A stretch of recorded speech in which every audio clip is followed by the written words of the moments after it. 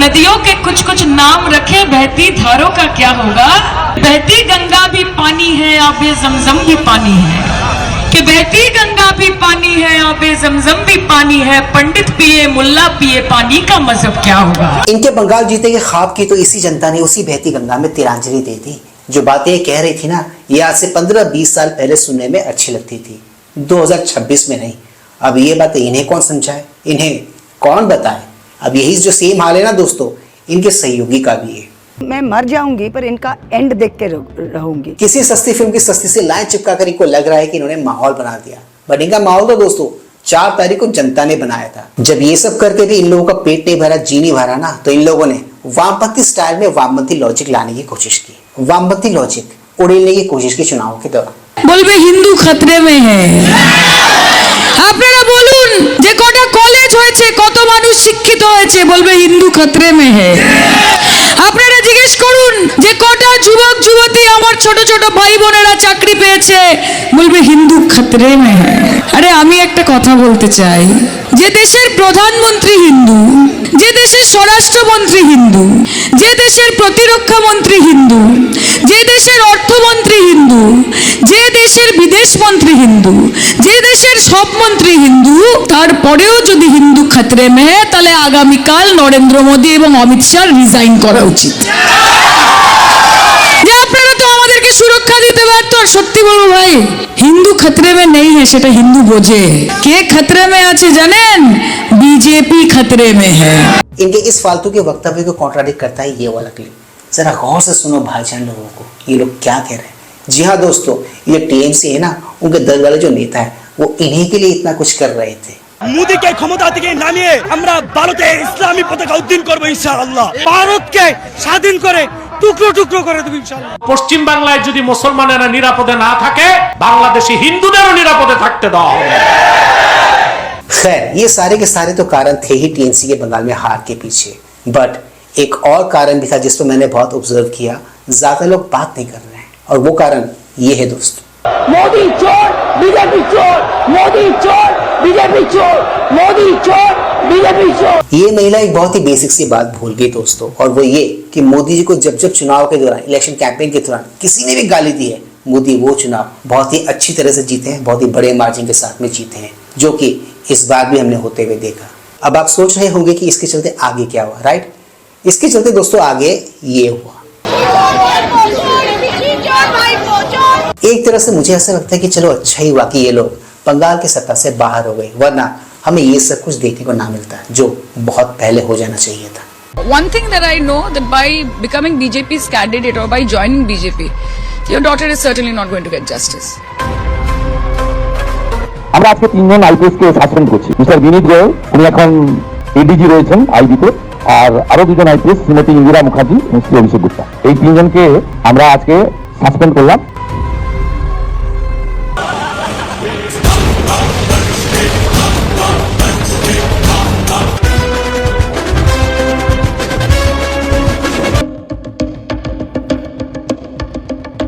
जब हमने खोला तो देखा कि 100 से ज्यादा आधार कार्ड, फिर जो इलीगल जो कंस्ट्रक्शन चल रहा था, जो पुकुर हो गया, भेड़ी हो गया, वो जब वो बुझा के ये लोग कंस्ट्रक्शन कर रहे थे, जो उसका जो डॉक्यूमेंट्स था वो भी मिला। ये सब के सब वो चुनावी वादे थे जिसे बीजेपी ने किया था, अब वो इसे ताबड़तोड़ तरीके से पूरा भी कर रहे हैं। अब कोई चाहे कितना भी चीख ले, चिल्ला ले, एक्शन रुकेगा नहीं। ये मेरा सिंहासन है, ये हमारा सिंहासन। Please like, share, subscribe and hype YouTube channel, ताकि हम ऐसे कंटेंट्स बनाते रहें और हमारा ये कंटेंट ज्यादा से ज्यादा लोगों तक पहुंचे। तो दोस्तों, ज्यादा वक्त न गवाते हुए let's go back to topic then. Bengal में बीजेपी जीत गई है, ये तो आप जानते ही हो। उसके साथ ही बीजेपी ने वहां पर ताबड़तोड़ एक्शन भी शुरू कर दिया है, ये भी आप जानते ही होंगे। इसको देखकर हमारे देश में रहने वाले कुछ लिब्बूस और लिब्बीस मंत्रणा में पड़ गए हैं। जी हाँ, वो लोग ये सोच रहे हैं कि अब इंडिया अलायंस का भविष्य इस देश में क्या होगा, क्योंकि इनके बचे कुछ 2 रीजनल लीडर्स और 2 रीजनल पार्टीज जो थी, वो भी अब खत्म हो गई है। इन चुनाव में तो एटलीस्ट हमने वही होते हुए देखा। जैसे देखिए राहुल गांधी ने ट्वीट किया है 5 तारीख को, जिसमें उन्होंने लिखा कि असम और बंगाल में क्लियर कट केस है, किस तरह से वोट चोरी हुई और किस तरह से चुनाव आयोग ने बेईमानी की और पश्चिम बंगाल में 100 सीटों की चोरी हुई। उसका जवाब जो आपकी पार्टी के सोमनाथ भाटी विधायक रहे, नेता है, उन्होंने राहुल गांधी को यह कह दिया कि ये बात पूरे देश में साफ हो गई कि आपकी दोस्ती भाजपा से है, नापाक वाली है, आप दोनों मिलकर इंडिया अलायंस के पार्टनर पार्टियों को हराने में लगे। आप इसको इंडोर्स करते हैं कि राहुल गांधी बीजेपी के साथ मिलकर इंडिया अलायंस के पार्टनर को हराने काम करते हैं? देखिए, ममता बनर्जी के खिलाफ किसने जाके वहां पे भाषण दिया? दिल्ली में आके किसने अरविंद केजरीवाल के खिलाफ भाषण दिया? अरविंद केजरीवाल गुजरात जाके क्या करते? अखिलेश यादव जी अरविंद केजरीवाल गुजरात में गुलदस्ता देने गए थे। अरे अरविंद केजरीवाल प्राइवेट जहाज से गुजरात और हरियाणा जा रहे थे, गुलदस्ता देने गए। आप भागे लगे, अब आप सुनिए, अखिलेश यादव जी को मध्य प्रदेश और Haryana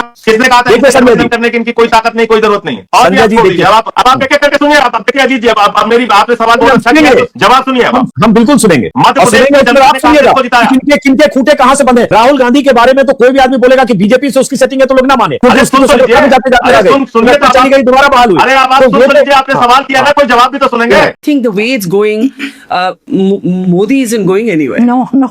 Right? I think That's right. I think that needs to be said. That the fact that the BJP could win Bengal without declaring a strong chief ministerial face against Mamta Banerjee means that it was Amit Shah's work and electoral sort of drive. The political brand remained Modi's. Yes, because people, when you talk to them at the ground level, they said Didi or Modi. They didn't say Suvendu Adhikari, BJP. No, nobody. Didi, Modi. So Modi was equal to this whole change and what it represented. But I must also say that Mamta Banerjee still is 41%, Barkha. Yes. It is 41%. It was her inability to convert that vote share into seats. So there might have been, it's in the end a little less than 5% difference between the vote share of the BJP and Mamta Banerjee. So she had sections of her cadre intact, but not in her strike rate or her ability to convert that share. Absolutely. That is there. That is given. जो जीता वो Sikandar. Correct. So 41% vote कम नहीं होता है when you see, all the things that she was. Baneja, now, अब कम रहेगा या नहीं is the question, right? Now what happens? Yes. Can she keep her party together? Will her party split? इन लोगों की हमने जितनी भी गॉसिप सुनी ना यहाँ पर, ये गॉसिप और बातें कम, मंत्रणा कम, बल्कि मुझे क्रिविंग ज्यादा लगी, इनकी फिक्र ज्यादा लगी। इनको फिक्र इस बात की नहीं है कि यहाँ पर कौन हारा कौन जीता, इनको फिक्र हो रही है 2029 की। जी हाँ, इनको 2029 का ट्रेलर अभी से दिख रहा है। ये है इनकी फिक्र की वजह। आज के इस वीडियो में आपने कई सारी वो बातें देख ली, जान ली, सुन ली, जिनके चलते टीएमसी बंगाल में अपना चुनाव हारी।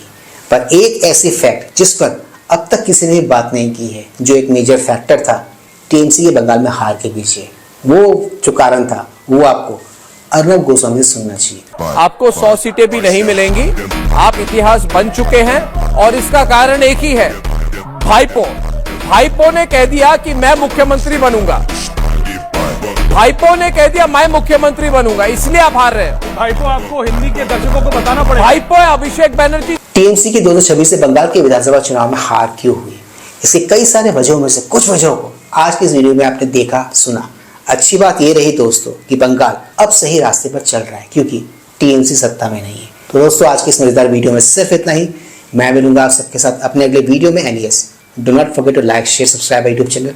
इससे हमें शक्ति मिलती है, इससे हमें ताकत मिलती है और इससे हमें मोटिवेशन मिलती है। कीप स्माइलिंग दोस्तों।